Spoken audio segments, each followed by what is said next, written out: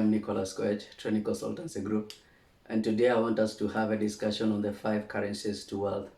Let me begin by saying that poverty is not lack of money, but it is lack of ideas. Simply because all the great men and women that we have in Africa and the world at large, all of them became great.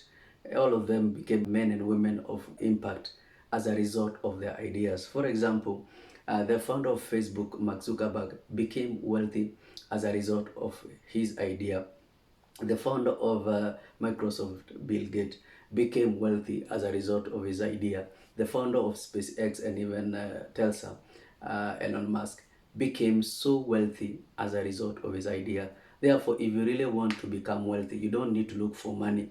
You only need to look for an idea. And the moment you implement that idea to the latter, you'll be in the position of being enlisted or being counted among the wealthy. And today I have got 5 currencies. And the moment you have these 5 currencies, you'll be able to procure wealth. You'll be able to transact wealth in whatever country you are. Whether you are in country Kenya, you will be in a position to procure wealth. Whether you are in Australia, you will be in a position to procure wealth. Whether you're in America or in any continent that you are, as long as you have these 5 currencies with you, you will be in a position to procure or to transact wealth in your life. And the number one currency, it is the currency of desire. All the great men in Africa and the world at large, all of them attest that at their initial stage, they didn't have money. The only thing they had, including the Think and Grow Rich Napoleon Hill, he says that the only thing that he had at the initial stage was the desire. And you too, if you really want to become wealthy, if you really want to become rich, then you don't need to think about money. The only thing that you need to intensify now, it is the desire to be wealthy. That is why the Bible says in Proverbs 18, from verse 1, that is in the New King James Version, that through desire, a man having separated himself, seeketh and intermeddleth in all wisdom. So, desire, it is the initial currency to wealth. Desire is the initial currency to greatness.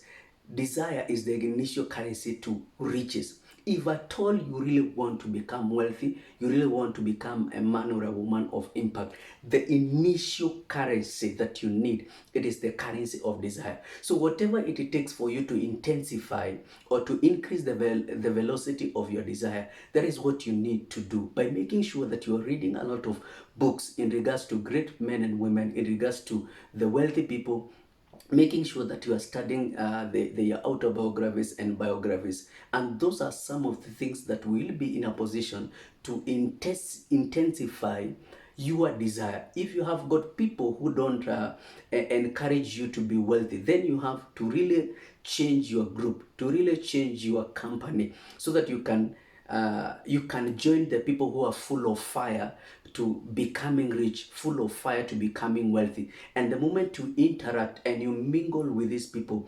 will be able to fire up, to rekindle, and to make sure that you are burning as far as building your desire to wealth and to riches is concerned.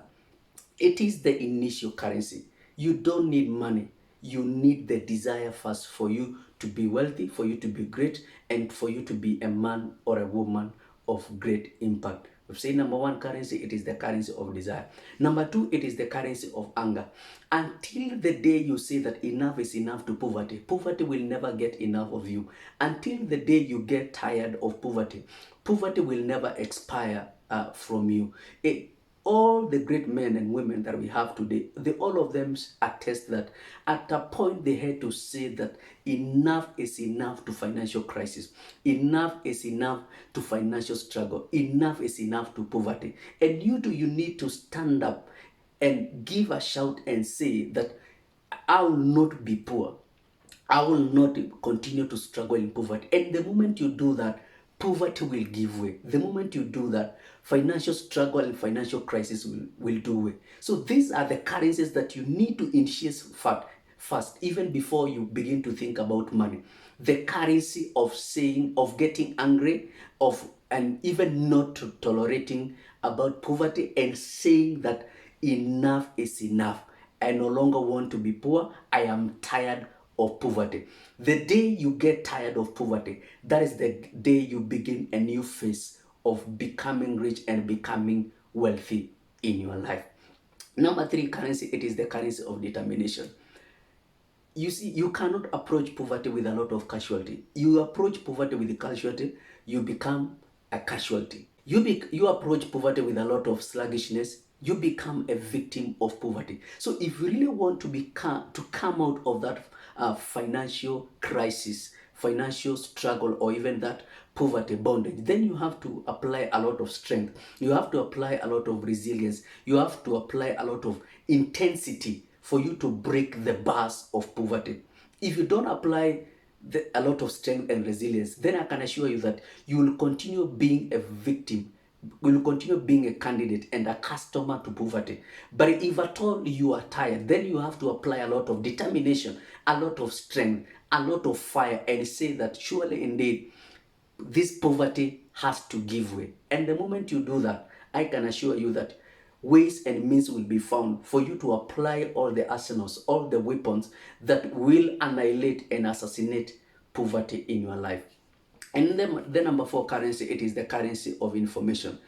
Information is the key thing. If you are not informed, you'll be deformed. So many people have been deformed by poverty as a result of lack of information.